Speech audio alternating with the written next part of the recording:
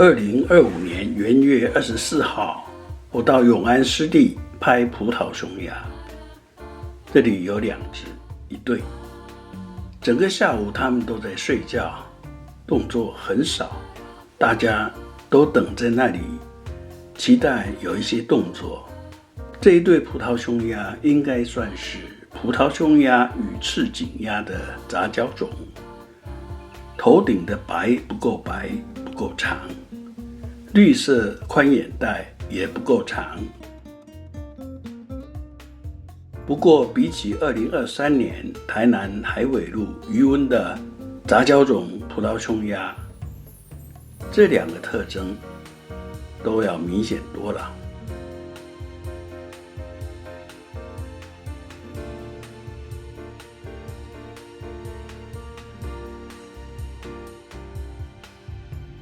葡萄匈牙在台湾是迷鸟，台湾完全不在葡萄匈牙的迁徙带上，而葡萄匈牙与赤颈鸦经常混群而产生杂交种。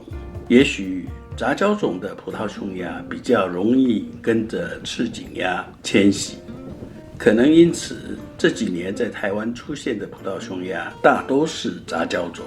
葡萄匈牙繁殖于北美洲的北部，包括加拿大和美国北部，冬季迁徙至美国南部、墨西哥及中美洲。雄鸟胸部淡紫色，这是葡萄匈牙名称的由来。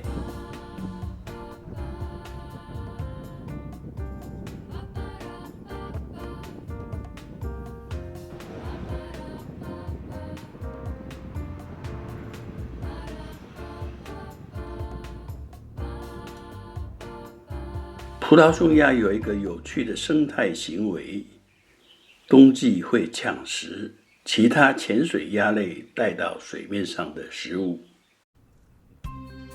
傍晚时分，黑面琵鹭纷纷外出觅食。葡萄匈牙还是一副懒洋洋的姿态。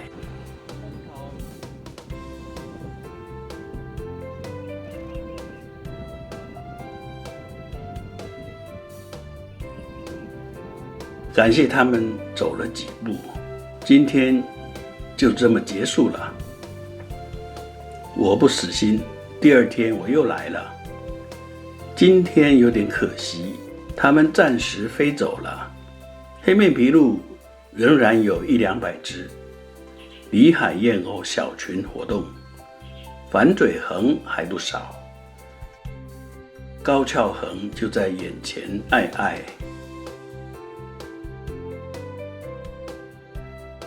几只赤颈鸦想飞，点头点了老半天也不飞。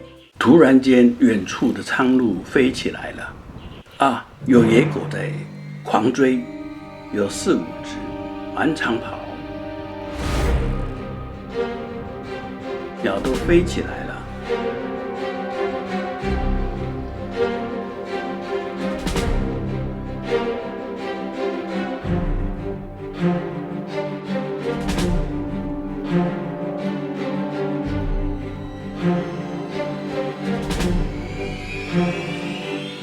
黑面琵鹭在野狗的另一端，现在也飞起来了，真是壮观啊！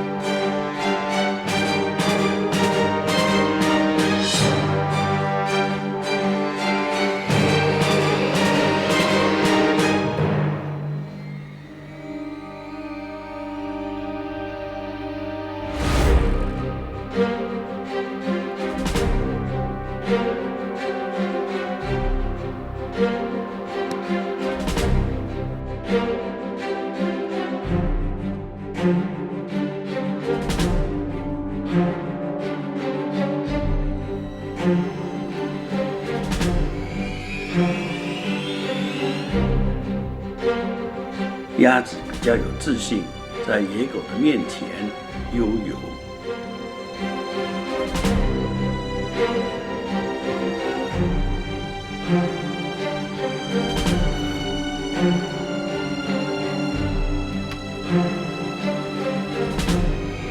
鸭子又飞起来了。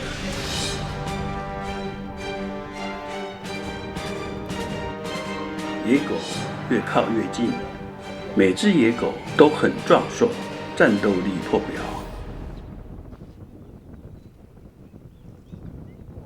他们追进了湿地中间的红树林区。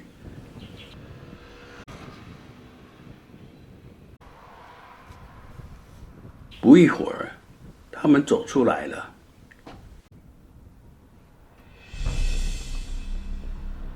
猛然看见一只野狗咬了一只赤颈鸭，这只鸭子一动也不动，身体僵直，看见的人都认为那是一只死鸭。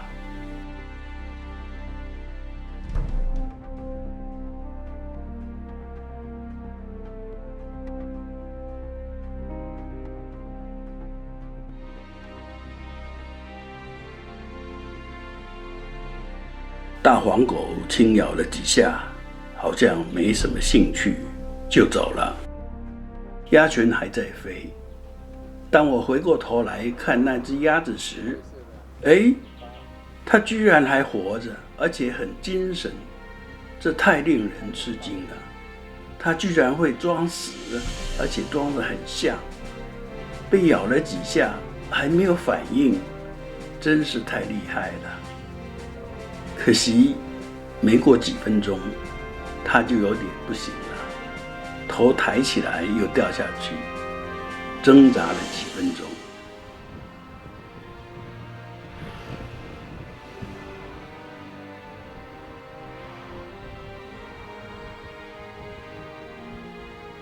终于放下了，太壮烈了，愿他好走。鸭群恢复觅食，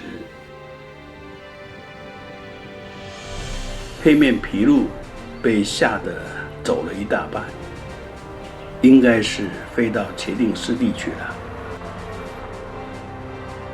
高翘很安静地站在红树林下方，我身边有一只反嘴鸻，保持着警戒，距离很近，只有5米左右。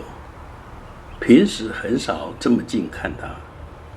谢谢您的观赏，祝您新春愉快，蛇年行大运。同时欢迎您订阅，谢谢，下次再见。